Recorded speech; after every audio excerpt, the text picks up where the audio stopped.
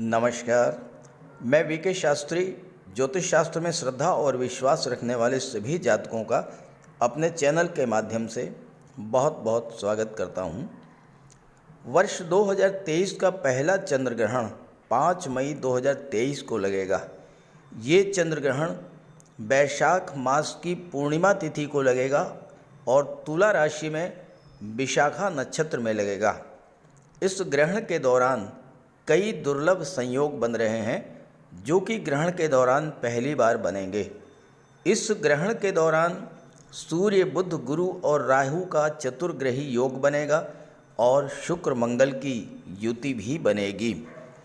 ग्रहण की घटना को ज्योतिषी दृष्टिकोण में अत्यंत महत्वपूर्ण माना जाता है।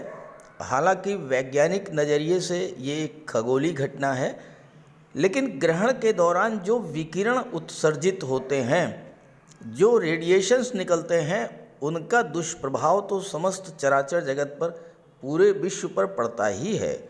इसलिए सावधानी तो अपेक्षित है। ऐसी मान्यता है कि ग्रहण के दौरान कोई शुभ कार्य नहीं किया जाता है, लेकिन ग्रहण का प्रभाव लगभग 1 माह तक रहता है, क्योंकि सूर्य और चंद्रमा जब पीड़ित अवस्था से बाहर निकलते हैं तो अपना पूरा शुभ फल प्रदान करते हैं।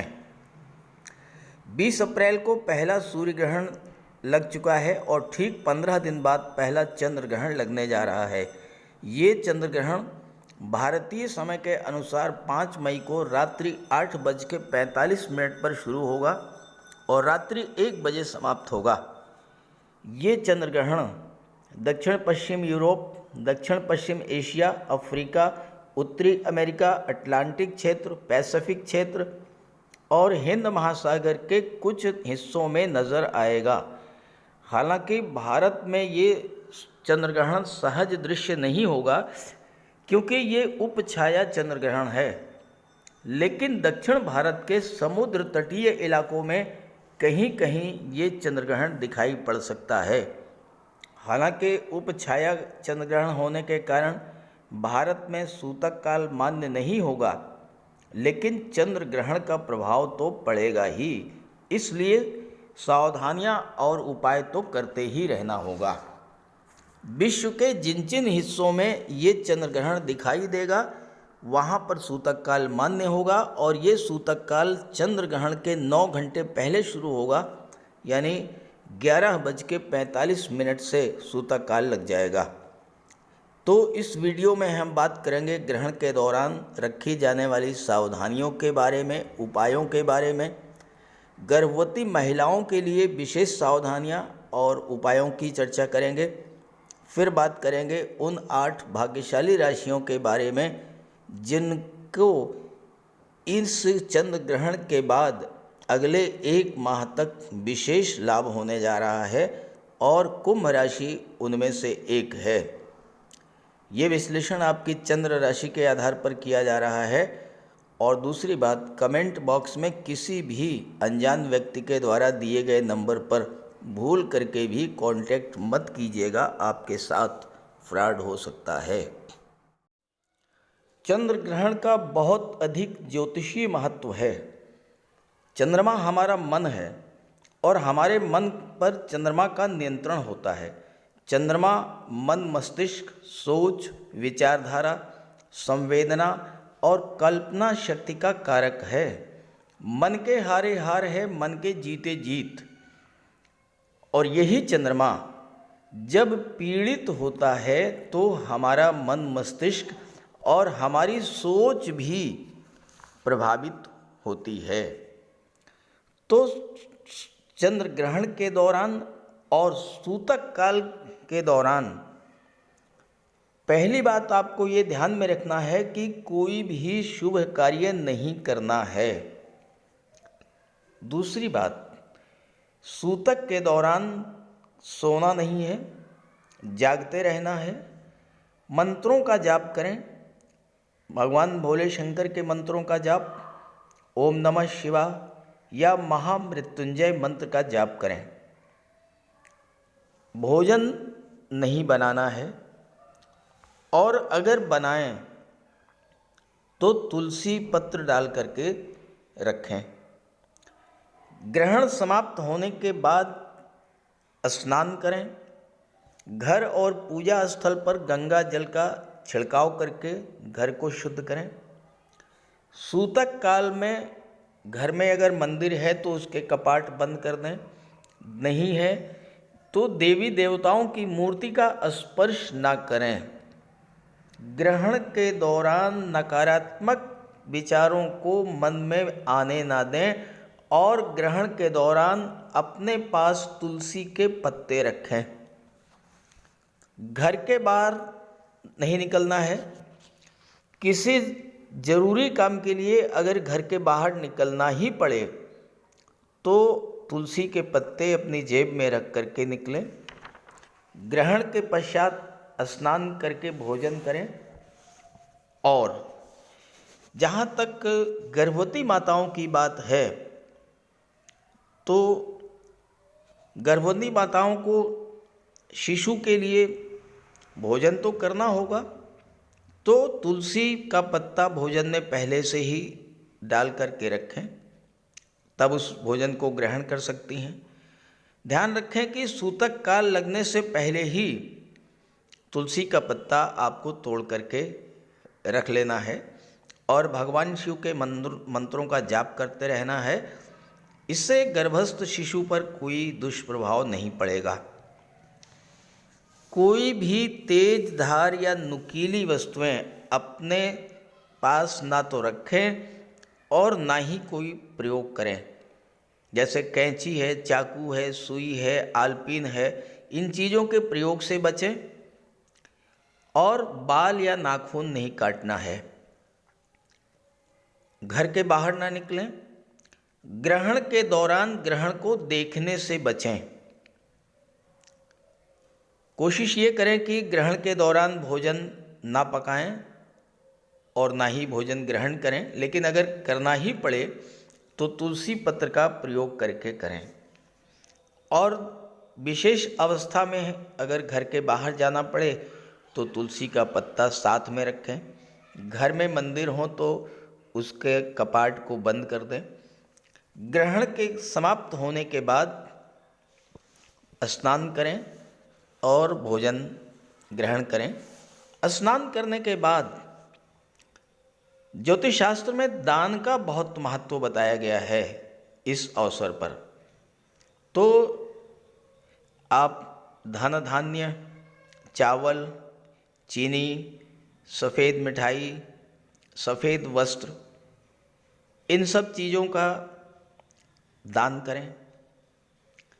शिव मंदिर में जाकर के सफ़ेद पुष्प अर्पित करें और संतान की सुरक्षा के लिए दूध, खिलौने, वस्त्र, ये सब आप दान कर सकते हैं। और ये सब दान करने के बाद फिर भोजन ग्रहण करें। तो ये तो रहा चंद्र ग्रहण पर उपाय और गर्भवती माताओं के लिए विशेष उपाय। अब बात कर लेते हैं इस चंद्र ग्रहण का किन किन राशियों पर विशेष प्रभाव पड़ेगा। तो ये है कुंभ राशि के जातकों की कुंडली। आपके लग्न के स्वामी हैं शनिदेव और शनिदेव लग्न भाव में ही गोचर कर रहे हैं। चंद्र ग्रहण 5 मई 2023 के दिन चंद्रमा और केतु का गोचर कुंडली के भाग्य भाव में होगा। सूर्य, बुध, गुरु और राहु कुंडली के पराक्रम भाव में गोचर करेंगे। शुक्र और मंगल की युति पंचम भाव में बनेगी और मंगल 10 मई को राशि परिवर्तन करके कर्क राशि छठे भाव में आ जाएंगे। ये तो हैं ग्रह स्थितियाँ। चंद्रमा क्या है? चंद्रमा हमारा मन है और चंद्र ग्रहण का जो सर्वाधिक प्रभाव पड़ेगा वो हमारे मन पर पड़ेगा। काल पुरुष कुंडली की चौथी राशि कर्क राशि के स्वामी होते हैं चंद्रमा, और चंद्रमा को कुंडली के चतुर्थ भाव में दिग्बल प्राप्त है। कुंडली का जो चौथा भाव है ये माता का होता है और चंद्रमा जो है ये आपके मन को, मातृत्व कोई भावना को, जल एवं सभी तरल पदार्थ जिनसे हमें जीवन प्राप्त होता है उन सब चीज़ों के कारक होते हैं। मासिक राशि फल का विचार करते समय हम अक्सर चंद्रमा के गोचर का विश्लेषण नहीं करते हैं, लेकिन चूंकि इस चंद्र ग्रहण का प्रभाव लगभग 1 माह तक रहेगा, इसलिए माह मई में चंद्रमा का गोचर जिन जिन भावों में होगा और जिन जिन ग्रहों के साथ युति बनेगी, उसी के आधार पर इसका क्या प्रभाव पड़ेगा, इसी का विश्लेषण करेंगे इस वीडियो में। देखिए, 5 मई को तो चंद्रमा भाग्य भाव में रहेंगे। इसके बाद चंद्रमा 6 और 7 मई को वृश्चिक राशि में आ जाएंगे। यहाँ पर चंद्रमा आपके कर्म भाव में होंगे और इसके बाद 10, 8 और ये वृश्चिक राशि में जो चंद्रमा का गोचर होगा ये 6 और 7 मई को होगा और इसके बाद चंद्रमा धनु राशि में गोचर करेंगे 8 और 9 मई को। तो ये जो 6, 7, 8 और 9 ये जो चारों डेट्स हैं, ये आपके लिए विशेष महत्व की होंगी, क्योंकि चंद्रमा का गोचर कर्म भाव में मंगल की राशि वृश्चिक राशि में होगा। तो इस समय आप कार्य क्षेत्र में एक नए उत्साह के साथ कार्य की शुरुआत करेंगे। आपके अंदर कार्य करने की ऊर्जा में वृद्धि होगी और 8 और 9 तारीख में जब चंद्रमा एकादश भाव में लाभ के भाव में होंगे, शुक्र की दृष्टि पड़ेगी चंद्रमा पर और मंगल की भी दृष्टि पड़ेगी, तो आपको धन लाभ का प्रबल योग बनेगा। और साथ ही साथ चूँकि मंगल भूमि के कारक होते हैं, तो किसी तरह की कोई प्रॉपर्टी खरीदने का भी योग इस समय बन सकता है। इसके बाद चंद्रमा 10, 11 और 12 तारीख को विदेश भाव में गोचर करेंगे। 10, 11 और 12 मई को चंद्रमा का गोचर 12वें भाव में होगा। ये जो समय है ये विदेश संबंधी कार्यों के लिए अत्यंत श्रेष्ठ रहेगा। अगर आपके मन में विदेश जाने की इच्छा थी तो 10, 11 और 12 इन डेट्स में आपके विदेश जाने का प्रबल योग बनेगा। विदेश जाने के संबंध में कोई समस्या थी, वो समस्या भी समाप्त होगी और आपका विदेश जाना और विदेशी व्यापार करना या उच्च शिक्षा के लिए विदेश जाना, ये सभी कार्य जो है इस समय संपन्न होंगे। इसके बाद 13 और 14 की जो डेट्स हैं, इसमें आपको थोड़ा सा सावधान रहना होगा। एक तो स्वास्थ्य संबंधी समस्याएं आपके सामने आ सकती हैं कुछ, चूँकि चंद्रमा आपके लग्न भाव में गोचर करेंगे और चंद्रमा और शनि की जो युति बनती है, इसे ज्योतिष शास्त्र में विष योग कहा जाता है। तो 13, 14 तारीख में एक तो स्वास्थ्य संबंधी समस्याओं से आपको जूझना पड़ सकता है।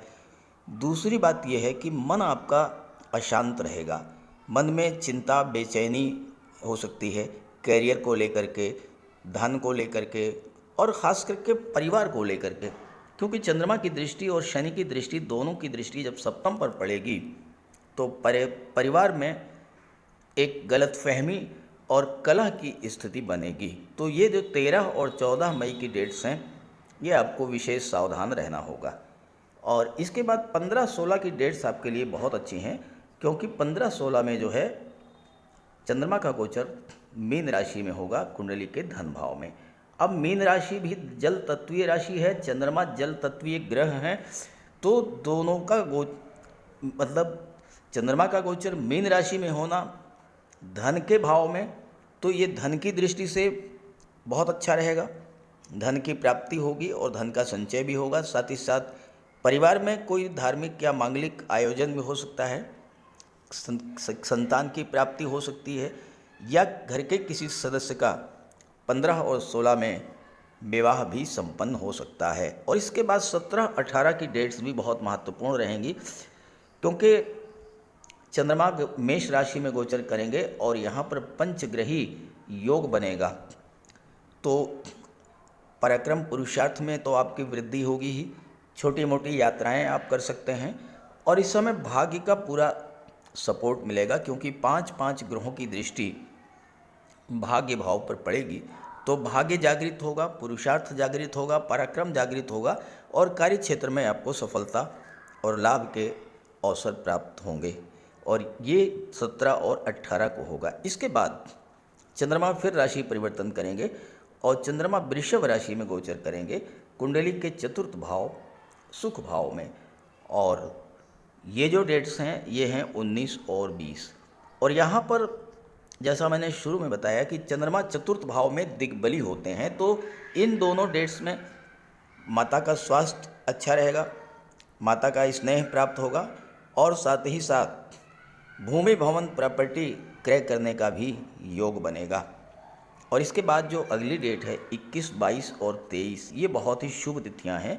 21, 22 और 23 मई को चंद्रमा का गोचर पंचम में होगा, शुक्र और चंद्रमा की युति बनेगी और इस समय पंचम भाव के सभी फल प्राप्त होंगे, एकादश भाव के सभी फल प्राप्त होंगे। शुक्र और चंद्रमा से संबंधित चीज़ों का आपको लाभ मिलेगा, तो विवाह हो सकता है, संतान प्राप्ति हो सकती है और धन का भी लाभ हो सकता है। लव रिलेशंस आपके स्ट्रांग होंगे और जो आपके प्रेम संबंध हैं वो मैरिज में भी कन्वर्ट होने का योग बनेगा। और इसके बाद जो डेट्स हैं 24 और 25 मई में चंद्रमा कर्क राशि में आ जाएंगे, छठे भाव में, और विदेश भाव पर दृष्टि डालेंगे। तो ये समय जो है ये एक बार फिर से विदेश जाने का आपका सपना पूरा हो सकता है, विदेशों से धन की प्राप्ति हो सकती है। इसके बाद अगली जो डेट्स है वो है 26, 27 और 28। यहाँ भी आपको सावधान रहना होगा। 26, 27, 28 को चंद्रमा का गोचर सप्तम भाव में होगा और शनि की दृष्टि पड़ेगी। तो ये दाम्पत्य सुखों के दृष्टिकोण से या पार्टनरशिप में व्यापार के दृष्टिकोण से अच्छा नहीं रहेगा, क्योंकि चंद्रमा और शनि की दृष्टि संबंध बनने से विष योग बनता है। मानसिक अशांति, मन में भ्रम, गलत फहमी, क्रोध, ये सारी समस्याएं आपके साथ आ सकती हैं। और इसके बाद चंद्रमा का गोचर कुंडली के अष्टम भाव में हो जाएगा 29 और 30 मई को। अष्टम भाव में चंद्रमा जब गोचर करेंगे तो स्वास्थ्य के दृष्टिकोण से तो ज़्यादा अच्छा नहीं रहेगा चंद्रमा का गोचर, लेकिन यहाँ पर आपको कोई पैतृक संपत्ति का लाभ मिल सकता है, इनहेरिटेंस का बेनिफिट आपको मिल सकता है। तो इसके बाद 31 में फिर से जो है तुला राशि में आ जाएंगे। तो ये तो पूरे महीने का विश्लेषण हुआ और आप इसी के अनुसार अपनी प्लानिंग कर लें। जो जो कार्य आपको करना है, कौन कौन सी डेट्स उसके लिए सूटेबल हैं, नौकरी के लिए, विवाह के लिए, विदेश जाने के लिए, प्रॉपर्टी खरीदने के लिए, ये सब मैंने चर्चा कर ली है चंद्रमा के आधार पर। अब ये जानकारी अगर आपको अच्छी लगी हो तो आप अपने साथियों को, मित्रों को भी इस जानकारी को शेयर कर दीजिएगा। नमस्कार।